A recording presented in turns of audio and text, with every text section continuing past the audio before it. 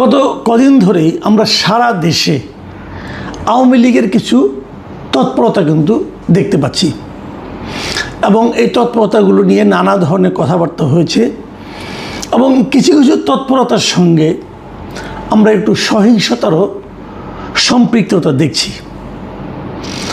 প্রশ্ন হচ্ছে যে আওয়ামী লীগের এই তৎপরতা, যে দলটাকে সরকারিভাবে রাজনৈতিক কর্মকাণ্ড এখন যাদের স্থগিত রাখা হয়েছে, যাদেরকে আন্তর্জাতিক অপরাধ ট্রাইব্যুনালে যাদের বিচার করা হবে বলে জানানো হয়েছে, সেই দলটার এই যে তৎপরতা, যা নাকি নিষিদ্ধ কার্যক্রম হিসেবে বিবেচিত হচ্ছে, যারা জয় বাংলা স্লোগান দিচ্ছেন তাদেরকে ধরে নিয়ে যাওয়া হচ্ছে, আওয়ামী লীগের পতাকা উত্তোলন করা যাচ্ছে না কোথাও, এই যখন অবস্থা, তখন তার মধ্যেও আওয়ামী লীগের যে এই কর্মকাণ্ড, বিভিন্ন রকম ঝটিকা মিছিল, এগুলিকে সরকার আসলে কিভাবে হ্যান্ডেল করবে? জুন মাসের 23 তারিখে আওয়ামী লীগের প্রতিষ্ঠা বার্ষিকী ছিল, সেখানেও আমরা দেখেছি সরকার সেটাকে নিয়ে নানা রকম প্রস্তুতিমূলক ব্যবস্থা নিয়েছে, যা নাকি সরকারের দুর্বলতাকেই সারা দুনিয়ার কাছে প্রকাশ করে দিয়েছে। অনেকেই বলছিলেন যে আওয়ামী লীগ কীভাবে রাজনীতিতে আবার ফিরে আসবে, আওয়ামী লীগ কি আবার ফিরে আসতে পারবে? যদি আওয়ামী লীগ ফিরে আসে তাহলে সেটা কি তাদের যে বর্তমান নেতৃত্ব, শেখ হাসিনার যে নেতৃত্ব, তাকে নিয়েই ফিরে আসবে? এর মধ্যে আবার শেখ হাসিনার একটা ঘোষণাও ছিল, তো উনি জানিয়েছেন যে উনি এই বছরের মধ্যে দেশে ফিরছেন। সেটাও কিন্তু আমাদের দেশে রাজনীতির ক্ষেত্রে এক ধরনের নতুন অস্থিরতার জন্ম দিতে পারে বলে কেউ কেউ বলেছেন। তো এর মধ্যে জুলাই এসে গেল। জুলাই আন্দোলনের সময় যারা জড়িত ছিলেন এর সঙ্গে এবং যারা নিজেদেরকে সেই জুলাই আন্দোলনের সিপাহসালার বা সোল এজেন্ট হিসেবে দাবি করছেন, তাদেরও নানা রকম তৎপরতা আমরা দেখতে পেলাম। তারা সারা দেশে পদযাত্রা করবে, কোথাও কোথাও করতে যে নানা ধরনের অপ্রীতিকর ঘটনাও কিন্তু হচ্ছে।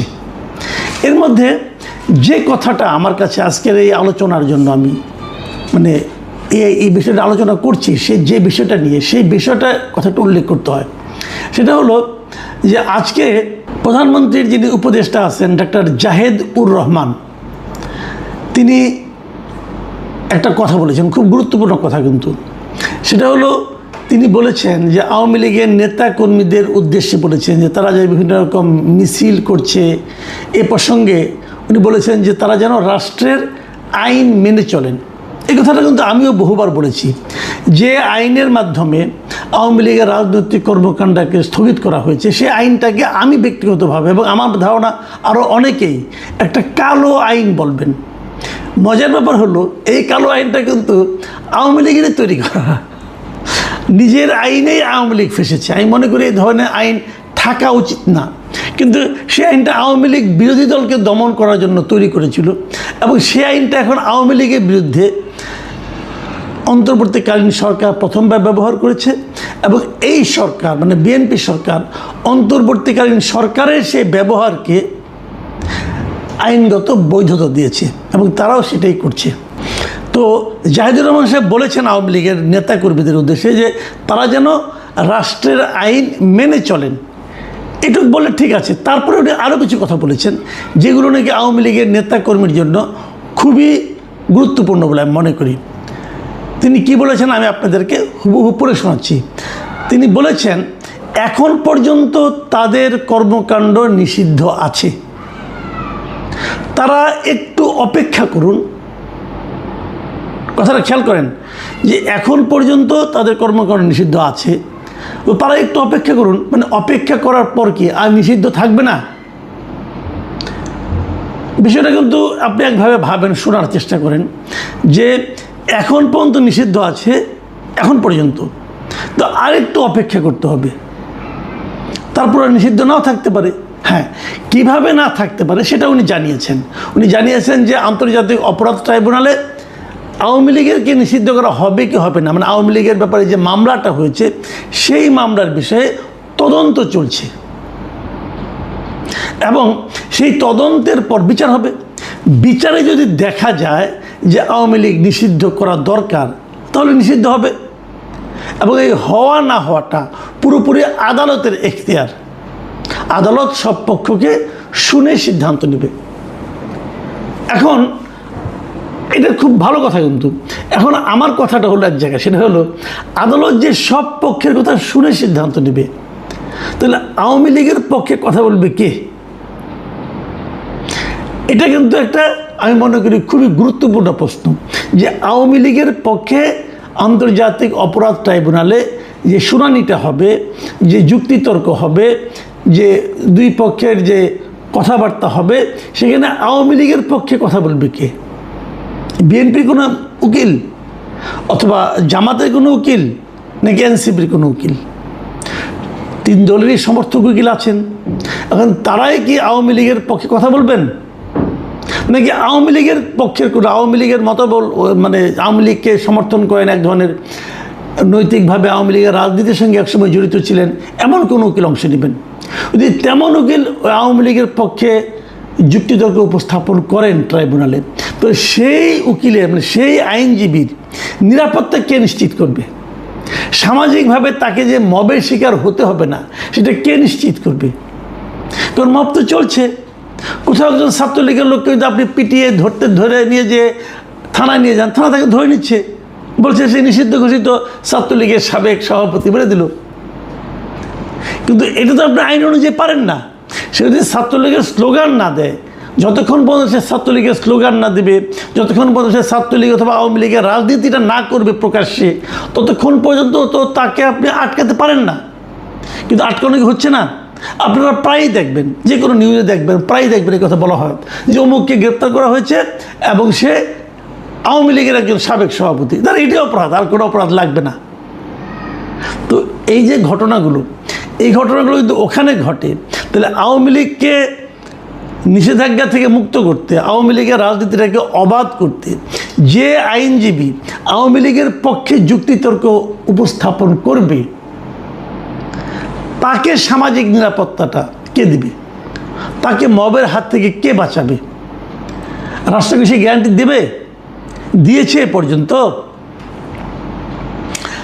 আইনজীবীদের দেখেন, একটা জিনিস দেখেন আপনারা, একটা লোক আওয়ামী লীগ করেন না, সে আওয়ামী লীগের কোনো পদে নেই, কিন্তু সে হয়তো আইনজীবী। সে আইনজীবী যাকে নাকি আওয়ামী সমর্থক আইনজীবী বলা যেতে পারে। মানে একসময় তারা আওয়ামী লীগের যে প্যানেল ছিল, সেই প্যানেলে মানে আওয়ামী লীগ সমর্থক যে আইনজীবী সমিতি ছিল, হয়তো তাদের মেম্বার ছিল অথবা তাদের সমর্থক ছিল। এই অপরাধে আইনজীবীরাই, বিএনপি এবং জামাতের আইনজীবীরা, ওনাদেরকে নির্বাচন পর্যন্ত করতে দেয় নাই, সুপ্রিম কোর্ট বারেও দেয় নাই, বিভিন্ন জেলা বারেও দেয়নি। তো ওনারা তো আইন বুঝেন, ওনারা তো আইন মানেন। ওনারা যখন ওদের ব্যাপারে এরকম আচরণ করেছেন, তাহলে সে তাদের ব্যাপারে আপনার যখন নাকি মূল দল নিয়ে আলোচনা হবে, তখন কী অবস্থাটা ধারণ করবে? এর ব্যাখ্যাটা কি? এটা আমি মনে করি একটা গুরুত্বপূর্ণ বিষয়। এখন আমরা জেনেছি এর মধ্যে যে আন্তর্জাতিক অপরাধ ট্রাইব্যুনালের যিনি চিফ প্রসিকিউটর আছেন, তিনি জানিয়েছেন যে আওয়ামী লীগের নিষিদ্ধ করার ব্যাপারে, কার্যক্রম নিষিদ্ধের বিষয়ে অলরেডি তদন্ত, ট্রাইব্যুনালের যে তদন্ত সংস্থা আছে তারা তদন্ত করছে। এখন সেই তদন্ত করে তারা কি পাবে না পাবে সেটা তারা ট্রাইব্যুনালকে জানাবে এবং তার উপর ভিত্তি করে এই মামলা চলবে। একটা জরুরি প্রশ্ন, সেটা হলো এই মামলা কতদিন চলবে? দেখুন, কতদিন চলবে এই জিনিসটা জরুরি এই কারণে যে যদি মনে করেন এটা 3 বছর চলে, তো বলা হয়েছে যে যতদিন মামলা চলবে ততদিন আওয়ামী লীগ কোনো রাজনৈতিক কর্মকাণ্ড করতে পারবে না। তো আওয়ামী লীগের নেতাকর্মীরা কি অতটুকু ধৈর্য ধারণ করবে? যেভাবে জাহিদুর রহমান বলছেন একটু অপেক্ষা করেন, সেই একটুটা কি 3 বছর নাকি 4 বছর? এই একটু অপেক্ষাটার মানে আপনার স্থায়িত্ব কতদিন? যদি 3 বছর হয় তাহলে সেটাকে আর একটু বলা যাবে? এখন জাহিদ সাহেব যখন বলেন একটু অপেক্ষা করেন, তখন আমি ধারণা করি হয়তো সেই জিনিসটা দ্রুতই হবে। এবং আমার যেন সব মিলিয়ে কেন যেন মনে হয় যে বোধহয় এই জিনিসটা একটু দ্রুতই হবে। কেন মনে হয় সেটাও বলি। যেমন ধরুন, সরকারের অ্যাটিচিউডটা কিন্তু আমি একটু একটু টের পাচ্ছি। এটা জাহিদুর রহমান সাহেবের কথায় যেমন টের পেলাম, 2 দিন আগে আমরা দেখেছি যে স্বরাষ্ট্রমন্ত্রী তিনিও কিন্তু এ সংক্রান্ত একটা বক্তব্য দিয়েছেন। যেমন উনি কয় যে জুলাই জাতীয় সম্মেলন যেটা হয়েছিল কদিন আগে চীনমৈত্রী সম্মেলন কেন্দ্রে, সেখানে উনি বলেছিলেন যে রাজনৈতিক দল হিসেবে আওয়ামী লীগের বিচার দাবি করেছি আমরা, অন্যরাও দাবি করেছেন, তদন্ত হচ্ছে, ইনশাল্লাহ খুব শিগগির রাজনৈতিক দল হিসেবে তাদেরকে বিচারের কাঠগড়ায় নিয়ে যাওয়া হবে। খুব ইতিবাচক দিক, কিন্তু বিচার মানেই কিন্তু ফাঁসি না। বিচার মানে অনেক সময় বিচারের মাধ্যমে অনেক সময় বেকসুর খালাসও পেয়ে যায়। আমি ব্যক্তিগতভাবে যদি আমি যদি বলি আমার কথাটা, আমি কিন্তু আওয়ামী লীগের রাজনীতি নিষিদ্ধের পক্ষে না। আমি আসলে কোনো রাজনৈতিক দলকে নিষিদ্ধের পক্ষে না, তাহলে আমার পার্সোনাল অপিনিয়ন। আমি মনে করি যে রাজনৈতিক দল যখন খারাপ আচরণ করে, সেটা দলের যে ওই সময়ের নেতৃত্ব, সেটা নেতৃত্বের ভুলের কারণে তারা খারাপ আচরণ করে। সারা দুনিয়ায় এই কারণে কিন্তু অনেক রাজনৈতিক দলের নেতৃত্বে পরিবর্তনটা আসে, কেন? এই কারণে আসে, এদের আচরণটা ঠিক ছিল না, এই জন্য আসে। তো এখানে তো যদি কোনো ভুল হয়ে থাকে, সেটা তো আওয়ামী লীগের যে নেতৃত্ব তারা করেছে। আওয়ামী লীগ জিনিসটা কি? আওয়ামী লীগ আর শেখ হাসিনা কিন্তু এক না, আওয়ামী লীগ আর ওবায়দুল কাদেরও কিন্তু এক না। ওবায়দুল কাদের মানেই আওয়ামী লীগ, বিষয়টা তা নয়। ওবায়দুল কাদের হলো আওয়ামী লীগের একটা নেতৃত্ব, শেখ হাসিনাও আওয়ামী লীগের একটা নেতৃত্ব। তো আওয়ামী লীগকে ব্যবহার করে যত লোক অন্যায় করেছেন, যত লোক খুন করেছেন, গণহত্যা করেছেন, যত লোক অপরাধ করেছেন, যত লোক লুটতরাজ করেছেন, এদের সবাইকে ওই অপরাধের কারণে বিচার করতে হবে। এই বিচারটা আমি দাবি করি। কিন্তু তার মানে আপনি দলটাকেই বলবেন যে এই দলটাকে আপনি তখনই করতে পারবেন যখন নাকি দলের গঠনতন্ত্রে সেই ধরনের কোনো কথা থাকবে। যদি দলের গঠনতন্ত্রে থাকে যে অমুককে এই দল বলছে, এই দল সিদ্ধান্ত নিয়েছে, অমুককে আমার প্রতিবাদগুলো থেকে গুলি করে মেরে ফেলা হবে, যদি এই ধরনের কোনো গঠনতন্ত্রে লেখা থাকে, তখন দলের দায়। আর তা না হলে দলের যারা নেতৃত্বে থাকে তাদের দায়। এই জিনিসটা যদি থাকে, তাহলে আমার মনে হয় যে প্রকৃত বিচারটা হবে।